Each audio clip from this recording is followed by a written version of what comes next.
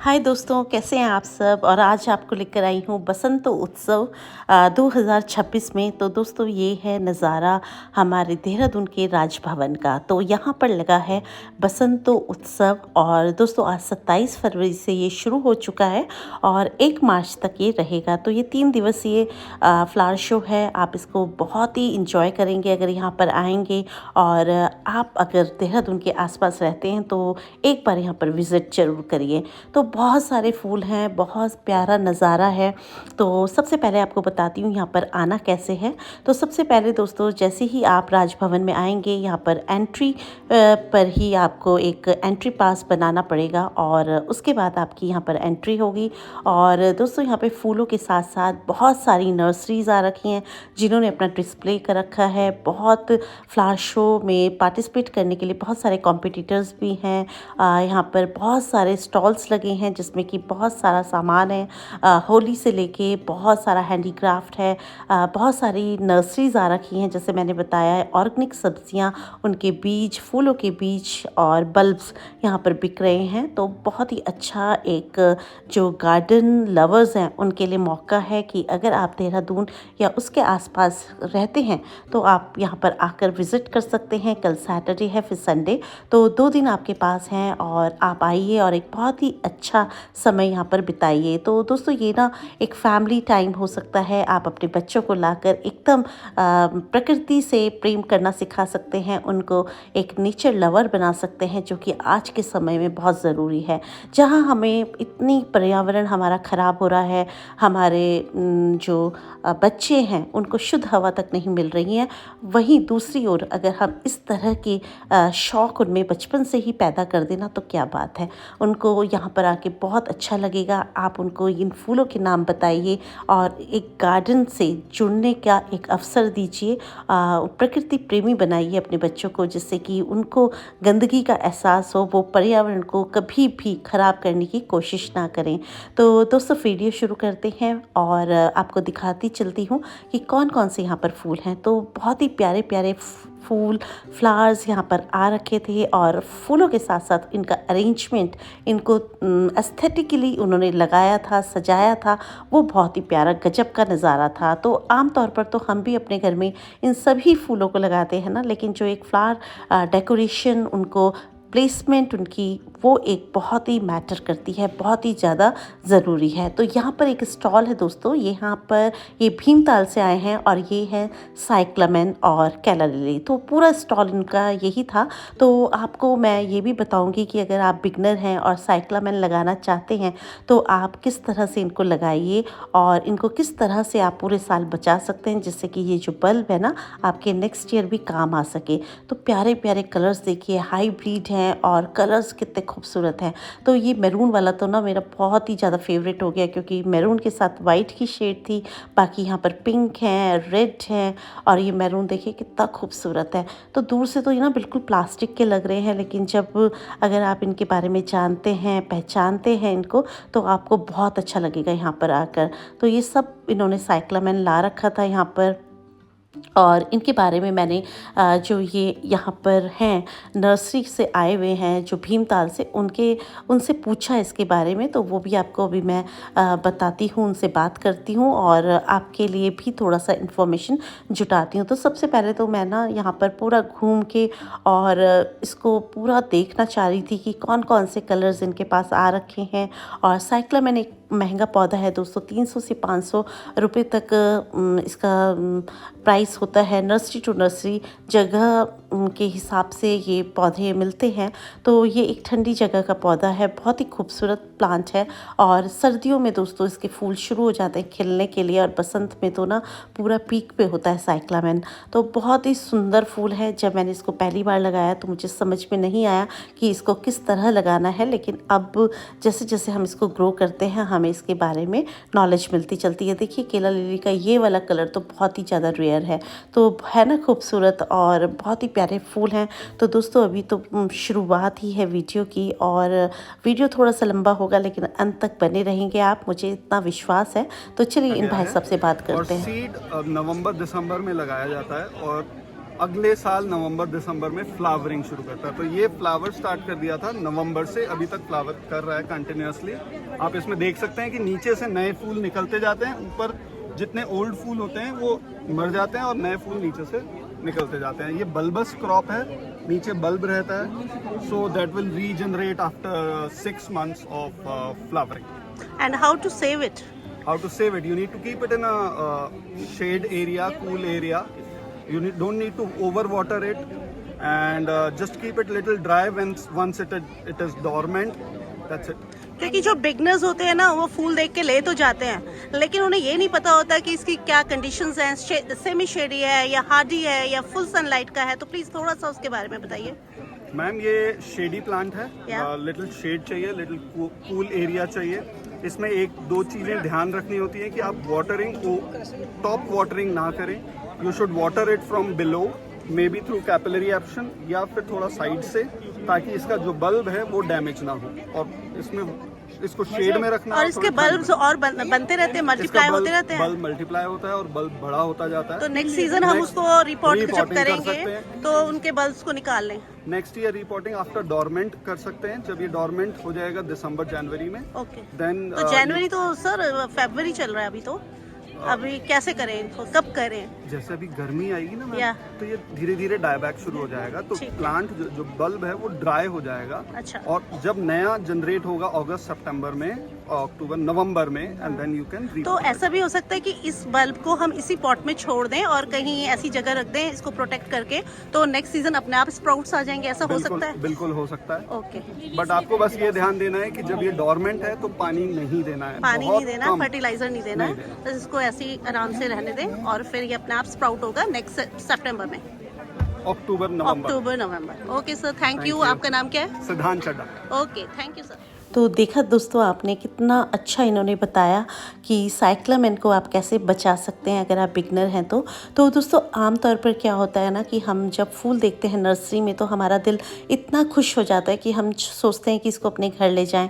लेकिन शुरू में तो वो पौधा हमारे साथ बहुत प्यारा चलता है, फूल भी खिलते हैं, हम उसमें पानी भी देते हैं, लेकिन उसके बाद जब वो फूल थोड़ा सा डोर्मेंसी में चले जाते हैं, डायबैक हो जाते हैं, तो हमें लगता है पता नहीं ऐसी हमसे कौन सी गलती होगी जो हमने इस प्लांट को बचा नहीं पाए। लेकिन वो क्या होता है ना, अपने टाइम पे खिलता है और फिर वो डोर्मेंसी में चला जाता है। तो बस जो आपको ध्यान रखने वाली बात है वो यही है कि आपको उसमें ज़्यादा पानी नहीं डालना है और उसको पौधे को ऐसी जगह रखना है जहाँ पे बारिश का पानी ना पड़े। और यहाँ डेलिया का साइज़ देखिए कितना खूबसूरत है, क्योंकि एक ही गमले में लगा है, इन्होंने एक ही कली ली है, तो फूलों का साइज़ देखिए कितना बड़ा है। दोस्तों इतने प्यारे प्यारे पौधे, इतने प्यारे प्यारे फूल यहाँ पर देखने को मिलते हैं ना कि दिल खुश हो जाता है। कुछ तो ऐसे होते हैं कि जो हम हमेशा अपने घरों में लगाते हैं, लेकिन कुछ फूल ऐसे भी थे यहाँ पर इस फ्लावर शो में कि मैं इसकी वीडियो बनाने से अपने आप को रोक नहीं पाई। और उसके बारे में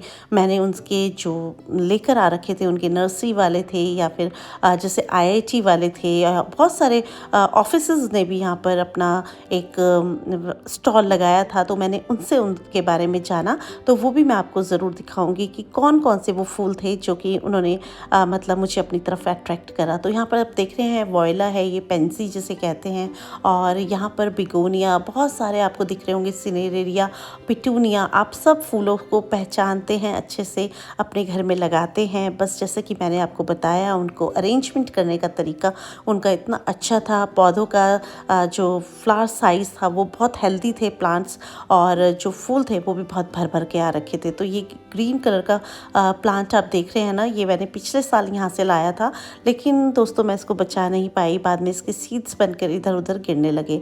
और यहाँ पर सब जिरेनियम है, बिगोनिया है, पीछे पिटूनिया है, सिनेरेरिया है, तो कहने का मतलब है बहुत फूल हैं। और एक लैंटर्न हिबिस्कस दोस्तों आपको दिख रहा है क्या? तो ये बिल्कुल मैंने यहाँ पर देख कर आई, और एक ये फ्लावर मेरे यहाँ पर भी खिला था मेरे घर में, तो मुझे वो भी बहुत जाना पहचाना सा लग रहा था। और यहाँ पर सब अफ्रीकन डेजी जिसे कहते हैं वो है, नेस्टेशियम है, बहुत सारे प्लांट्स हैं, बहुत सारे फूल हैं। तो मतलब ना एक गाना है ना, जिधर देखूं उधर तुम हो, नज़ारा हो तो ऐसा हो। बस यही है यहाँ का नज़ारा कि जहाँ मैं इनको देख रही हूँ ना, वहाँ मुझे फूल ही फूल नज़र आ रहे हैं और फूलों के अलावा कुछ नज़र नहीं आ रहा है। तो एक गार्डनर के लिए इससे ज़्यादा खुशी का मौका तो क्या होगा। हम लोगों की तो आज एक त्यौहार बन गया है, एक दिवाली जैसा माहौल हो गया है कि बस दिल खुशी है, और एक बागबान के लिए इससे अच्छी तोहफ़ा क्या हो सकता है। तो बहुत ही मेरा हैप्पी प्लेस था ये, और मैं यहाँ पर इतना एंजॉय कर रही थी। तो दोस्तों हम कितना चल लिए, स्टॉल देखते देखते ना पता ही नहीं चला, पैरों में कोई दर्द नहीं हुआ, क्योंकि जो दिल था वो बहुत खुश था। ये देखिए फुशिया के फ्लावर्स कितने प्यारे, कितने सुंदर, और बहुत ही प्यारे प्यारे फूल आ रखे थे यहाँ पर। और जितनी मैं आपके लिए वीडियो बना सकती थी मैंने बनाई है, लेकिन फूल इतने गज़ब के थे कि कुछ तो मेरे से छूट गए। तो दोस्तों आज का वीडियो आपको कैसा लगा, प्लीज़ इसमें कंजूसी बिल्कुल मत करिएगा, कमेंट्स देने में, लाइक करने में। ये देखिए ये फ्लावर बिल्कुल नया है, और ये परसों के वीडियो में मैंने अपना फ्लावर डाला था कि ये मेरे यहाँ खिला है, प्लीज़ मुझे इसका नाम बताइए। तो दोस्तों इतने नए नए फूल होते हैं ना कि हमें उनके नाम भी कई बार नहीं पता होते, या नर्सरी वाले भी हमें पूरी जानकारी नहीं दे पाते। तो आप देख रहे हैं यहाँ पर कितने प्यारे प्यारे स्टॉल्स लगा रखे हैं इन्होंने, इनको डिस्प्ले कितना अच्छा कर रखा है। और ये पीछे सिनेरिया है दोस्तों, ये लेडीज़ पर्स का फ्लावर है, कितना प्यारा है। देखिए शेड्स कितने सुंदर सुंदर हैं इनके, तो बस खुश हो गया दिल तो इनको देखकर। तो दोस्तों एक गार्डनर के लिए यहाँ आना इतना सफल हो जाता है ना, मैं आपको बता नहीं सकती।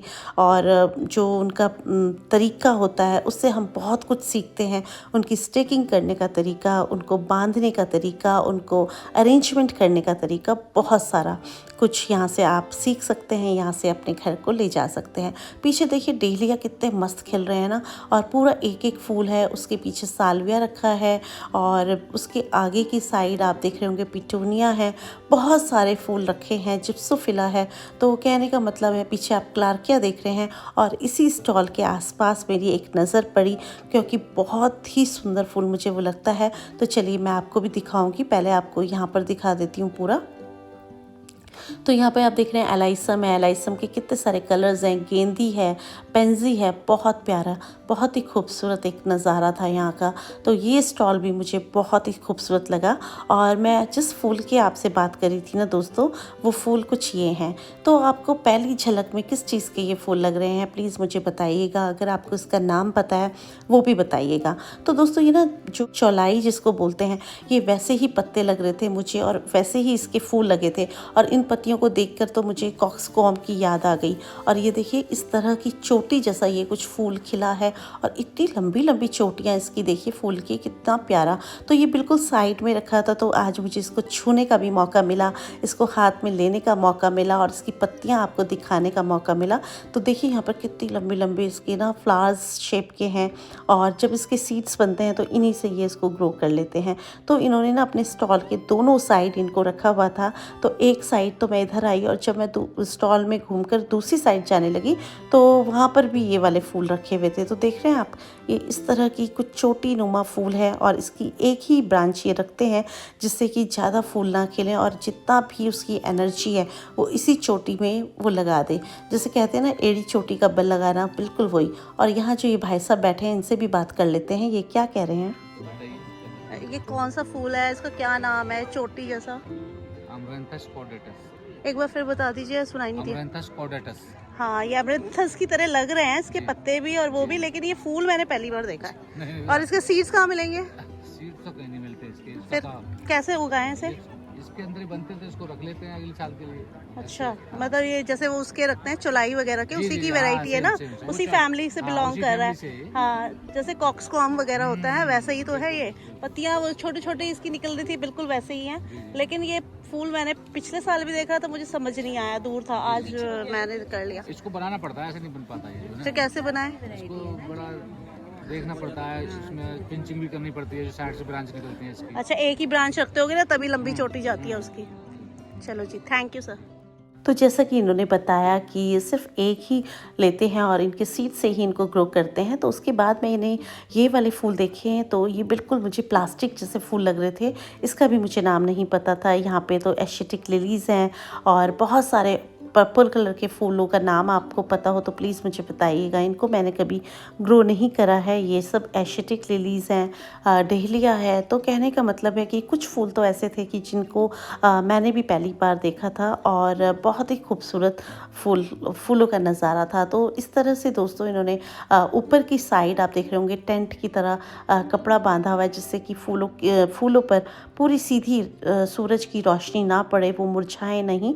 और नीचे की साइड यहाँ पर इन्होंने सारे ये फ्लावर्स रखे थे। तो ये गेंदी देख रहे हैं कितना प्यारा, बिल्कुल अलग ही फूल है ये। तो ऊपर लड्डू की तरह है और नीचे इसमें मरून कलर की पेटल्स हैं। तो इस तरह से यहाँ का नज़ारा था। एक बहुत ही प्यारा गेंदी और वॉयला, इस तरह के फूलों से इन्होंने अपने इसको सजाया था। एलाइसम की सबने ही एक बॉर्डर बनाया हुआ था और ऊपर की साइड आप देख रहे हैं ना, जैसे कोई मेज होती है उनको अरेंज कर कर वहाँ पर इन्होंने अपने डेलियाज़ वगैरह लगाए हुए थे और फिर इनको एक स्टेपिंग में यानी वर्टिकली इनको अरेंज किया था। तो जब आप कहीं इस तरह की फ्लावर शो में जाते हैं दोस्तों, फूलों को देखने के साथ साथ उनको अरेंजमेंट करने का तरीका भी ज़रूर सीखा करें। उससे हमारा गार्डन जो है ना बहुत ही प्यारा होता है, क्योंकि अमूमन ये सारे ही फूल हम लोग ग्रो करते हैं जितने भी गार्डनर्स हैं, लेकिन इनका जो फूलों को तरीका होता है ना रखने का, गार्डन को सजाने का, बस यही तो हमें सीखना होता है। देखिए यहाँ पर पीछे पिटूनिया कितना प्यारा है और दोस्तों यहाँ पर निमेशिया है और बहुत ही सुंदर सुंदर फूल हैं कि कई बार हमारे दिमाग में उनके नाम भी आते हैं पर हम उनको एकदम से दूर से पहचान नहीं पाते। देखिए ये एक गवर्नर्स हाउस है, यहाँ का राजभवन जिसे कहते हैं। और यहाँ पर देखिए कितना प्यारा उनके घर के आगे ये लॉन लगा रखा है। और आज तो ना फर्स्ट डे था इसका फ्लावर शो का, तो आज से ये फ्लावर शो शुरू हो चुका है और 3 दिन रहेगा। तो पीछे की साइड वो जो आप देख रहे हैं वहाँ मंदिर है और फव्वारे पीछे की साइड चल रहे हैं। तो जितना मैं कवर कर सकती थी मैंने करा और बहुत ही प्यारा यहाँ पर आकर मेरा दिल खुश हो गया। और मुझे उम्मीद है कि अगर आप मेरी वीडियो देख रहे हैं तो आपको भी ये वीडियो बहुत अच्छी लग रही होगी। और यहाँ के फ्लावर अरेंजमेंट और फ्लावर्स को की वेराइटीज़ बहुत ही अच्छी, बहुत ही प्यारी है।